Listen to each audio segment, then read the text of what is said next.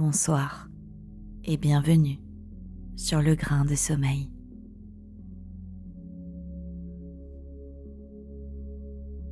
Si cette vidéo vous a plu, n'hésitez pas à l'aimer, la partager et à vous abonner à la chaîne.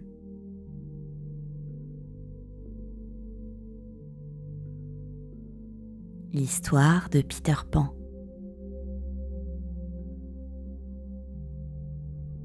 Chapitre 10.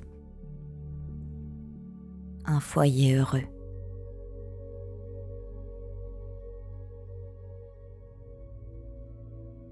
L'escarmouche sur la lagune eut un effet important. À dater de ce jour, les Peaux-Rouges firent la paix avec les enfants. Peter avait sauvé Lys Tigré d'une mort affreuse. Elle et les siens auraient fait n'importe quoi pour lui désormais. La nuit, il montait la garde près de la maison souterraine, prêt à répondre à l'attaque que les pirates ne manqueraient pas de livrer tôt ou tard. Même pendant le jour, il rôdait dans les parages, fumant le calumet de la paix, avec un air d'attendre des sucreries. Ils avaient baptisé Peter Pan le grand-père blanc et se prosternaient devant lui. Il avait pris un tel goût que cela n'améliorait guère son caractère. Le grand-père blanc, disait-il d'un ton plein de morgue aux braves vautrés à ses pieds. Le grand-père blanc est heureux de voir que les Picaninny protègent son wigwam des pirates. Moi, Lys Tigré, répondait cette charmante créature, Peter Pan sauvez-moi, moi très ami pour lui, moi pas laisser les pirates blesser lui. Elle était bien trop jolie pour qu'on lui permît de ramper de la sorte, mais Peter considérait cela comme son dû et répondait avec condescendance. C'est bon, Peter Pan a parlé. Dans son esprit, Peter Pan a parlé signifiait qu'à présent, ils devaient tous se taire, et c'est bien ainsi qu'il le prenait. Mais les Peaux-Rouges avaient beaucoup moins d'égard pour le reste de la bande qu'ils traitaient comme de simples braves. Il leur disait « Comment va ?» et d'autres impertinences de ce genre. Mais ce qui vexait le plus les garçons, c'est que Peter avait l'air de trouver cela très normal. Dans son fort intérieur, Wendy les plaignait un peu. Mais en fidèle gardienne du foyer, elle ne pouvait prêter l'oreille à une quelconque récrimination contre le père. « Papa sait mieux », avait-elle l'habitude de dire, quoi qu'elle en pensât. Et ce qu'elle en pensait, c'était que les Peaux-Rouges n'auraient pas dû la traiter de squaw. Enfin, voici le soir qui devait rester dans les annales de l'île sous le nom de la Nuit des Nuits, en raison des événements qui survinrent et de leurs conséquences. Le jour s'était déroulé sans incident, comme s'ils avaient voulu reprendre des forces. Et maintenant les Peaux-Rouges, emmitouflés dans leur couverture, se tenaient en haut, à leur poste, tandis qu'en bas, les enfants prenaient leur repas du soir. Seul Peter était sorti chercher l'heure. Sur l'île, il n'y avait pas d'autre moyen de connaître l'heure que de trouver le crocodile et d'attendre à ses côtés jusqu'à ce que le réveil sonnât. C'était comme un thé pour rire ce soir-là. Les enfants assis autour de la table n'avaient que leur appétit à se mettre sous la dent. Entre les bavardages et les plaintes, ils faisaient un vacarme assourdissant, comme le remarquait Wendy. Le tapage en lui-même ne la gênait pas, mais elle n'aimait pas les voir se jeter sur les aliments, puis prétexter que la guigne leur avait poussé le coude. Selon le règlement en vigueur, il était interdit de rendre les coups à table. Il fallait exposer à Wendy le motif de la querelle en levant poliment le doigt et en disant « J'ai à me plaindre d'un tel ». Mais soit ils oubliaient de le faire, soit ils le faisaient trop souvent. « Silence !»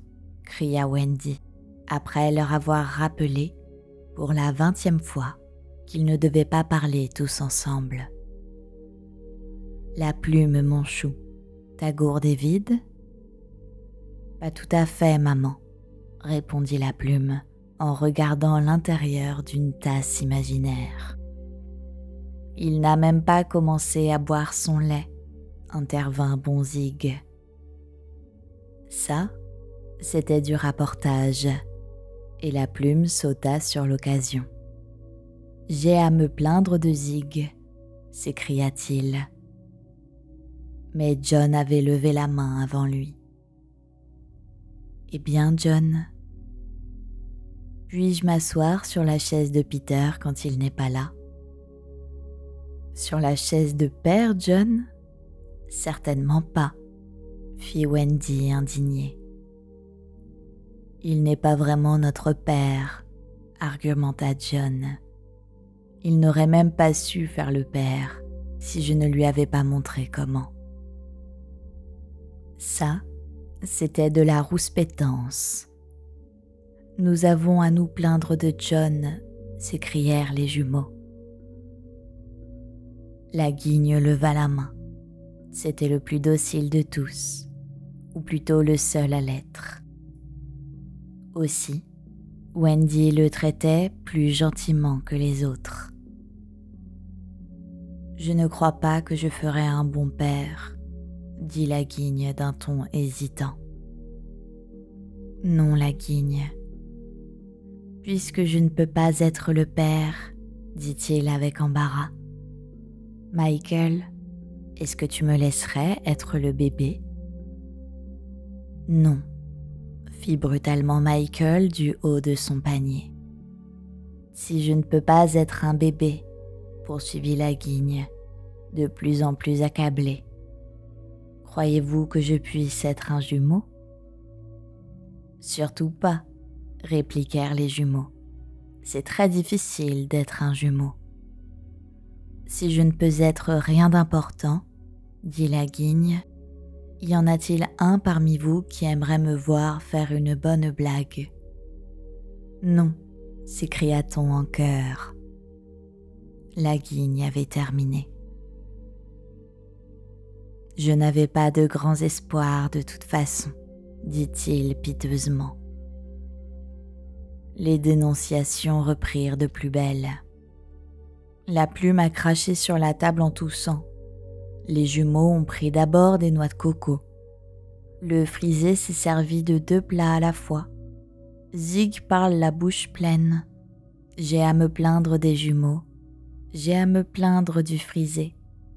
J'ai à me plaindre de Zig. Oh là, gronda Wendy. Les enfants vous donnent souvent plus de soucis qu'ils n'en valent la peine. Elle leur ordonna de débarrasser la table et s'installa près de sa corbeille de raccommodage. Un gros tas de chaussettes avec des trous à chaque talon, comme d'habitude. « Wendy, » protesta Michael, « je suis trop grand pour dormir dans un berceau. »« Il faut que j'aie quelqu'un dans le berceau, » répondit-elle d'un ton tranchant.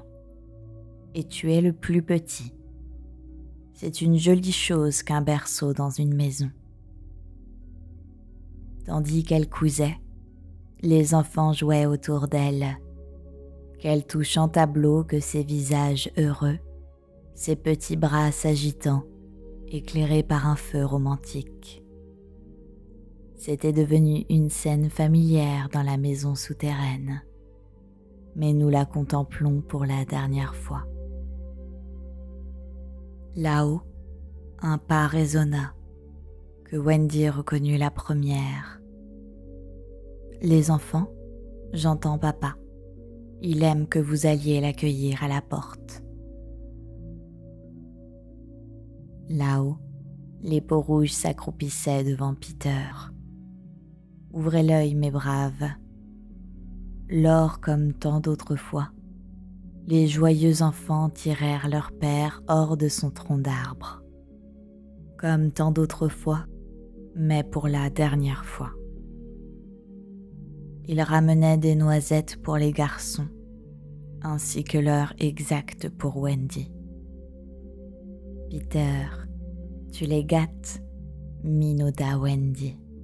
« Eh oui, ma vieille » répondit Peter en suspendant son fusil au mur.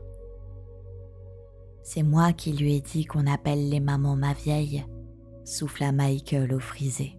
« J'ai à me plaindre de Michael » dit aussitôt le frisé. Le premier jumeau s'approcha de Peter. « Papa, on aimerait bien danser. »« Eh bien, on va danser, mon petit bonhomme, » répondit Peter d'excellente humeur.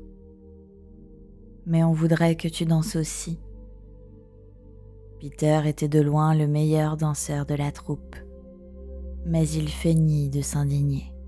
« Moi, avec mes vieux os qui craquent, et maman aussi doit danser. »« Quoi ? La mère d'une telle nichée ? Danser ? Un samedi soir ?» insinua la plume.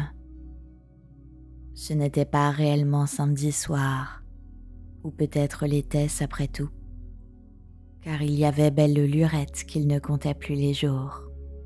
De toute façon, lorsqu'il désirait faire quelque chose d'un peu exceptionnel, il prétendait qu'on était samedi soir et se faisait plaisir. « C'est vrai, c'est samedi soir, » dit Wendy en se laissant fléchir. « Des gens de notre monde, Wendy. Nous sommes entre nous et les enfants. Mais oui, mais oui. » La permission de danser fut accordée, mais à condition que l'on se mît auparavant en chemise de nuit. « Ah, ma vieille, » dit Peter en aparté à Wendy, tandis qu'il se chauffait près du feu et la regardait s'absorber dans sa couture. Quoi de plus agréable après une dure journée de labeur que de se reposer au coin de l'âtre, toi et moi, avec tous ces chérubins autour de nous. « C'est un doux moment, n'est-ce pas, Peter ?» approuva Wendy, extrêmement flattée. « Peter, il me semble que le frisé a ton nez. Et Michael te ressemble ?» Elle vint poser la main sur son épaule. « Peter, chéri, » dit-elle, « avec une famille si nombreuse, bien sûr, je ne suis plus ce que j'étais. Mais tu ne m'échangerais pas contre une autre, n'est-ce pas ? » « Non, Wendy. » Assurément, il ne souhaitait pas l'échanger. Toutefois, il la regardait avec un certain embarras, clignant des yeux comme quelqu'un qui ne sait pas trop s'il dort ou s'il est éveillé. « Qu'y a-t-il, Peter ? » « Je réfléchissais, » dit-il un peu effrayé. « Ce n'est que pour faire semblant que je suis père, n'est-ce pas ? » « Oh certes, » fit Wendy d'un air guindé. « Tu comprends ?» reprit-il sur un ton d'excuse. « Cela me vieillirait tellement d'être leur vrai père. » « Mais ce sont nos enfants, les tiens et les miens. »« Vraiment, Wendy ?» demanda-t-il avec inquiétude. « Non, si tu ne le souhaites pas, » répondit-elle. Elle l'entendit qui poussait un soupir de soulagement. « Peter, » demanda-t-elle en s'efforçant de parler avec assurance, « Quels sont exactement tes sentiments pour moi? Ceux d'un fils dévoué, Wendy? C'est bien ce que je pensais. Et Wendy alla s'asseoir toute seule à l'extrémité de la chambre. Tu es vraiment bizarre, dit-il tout à fait abasourdi. Élise Tigré est comme toi. Elle dit qu'elle veut être pour moi autre chose qu'une mère. Évidemment, dit Wendy avec un accent redoutable dans la voix. Et maintenant, nous savons pourquoi elle était montée contre les peaux rouges. Mais alors, que veut-elle? Demanda Peter. Oh, il ne sied pas à une dame de te le dire, répondit Wendy. Oh, très bien, fit Peter légèrement piqué. Peut-être la fée Clochette me le dira-t-elle? C'est cela, cette petite dévergondée te le dira, reprit Wendy avec mépris. Clo, qui du haut de son boudoir écoutait d'une oreille indiscrète, glapit avec insolence. Elle dit qu'elle est fière d'être une dévergondée, traduisit Peter. Soudain, une idée lui traversa l'esprit. Peut-être que Clo veut-elle être ma mère? Espèce d'imbécile, lança Clochette, furieuse. Elle l'avait dit si souvent que Wendy n'avait plus besoin d'une traduction. Je suis presque d'accord avec elle, fit-elle d'un ton hargneux. Imaginez cela, Wendy hargneuse. Mais cette conversation l'avait vraiment éprouvée, et elle ne se doutait guère de ce qui allait arriver d'ici la fin de la nuit. Si elle avait su, elle se serait retenue. Mais personne ne se doutait de rien. Au fond, cela valait vraiment mieux.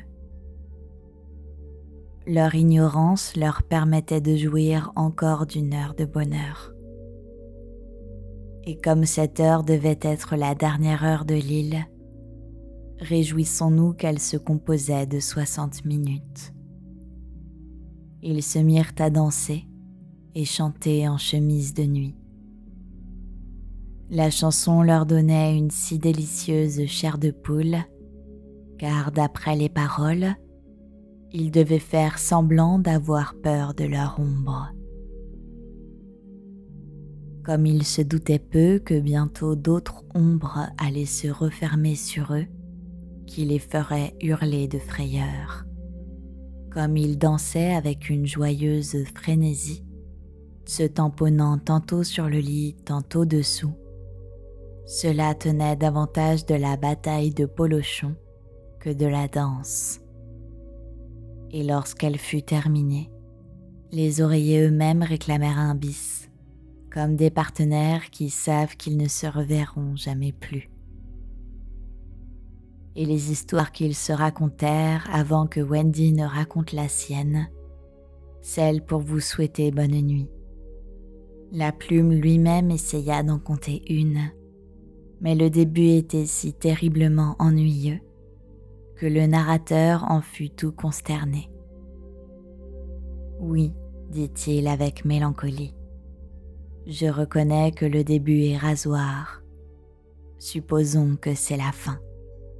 Enfin, tous se mirent au lit pour entendre l'histoire de Wendy, leur histoire favorite, celle que Peter détestait. Ordinairement, lorsque Wendy la racontait, il quittait la pièce dès le début ou se bouchait les oreilles. Il est possible que, s'il eût fait l'un ou l'autre ce soir-là, tout se serait encore dans l'île. Mais ce soir-là, il resta sur un tabouret et nous allons voir ce qui arriva.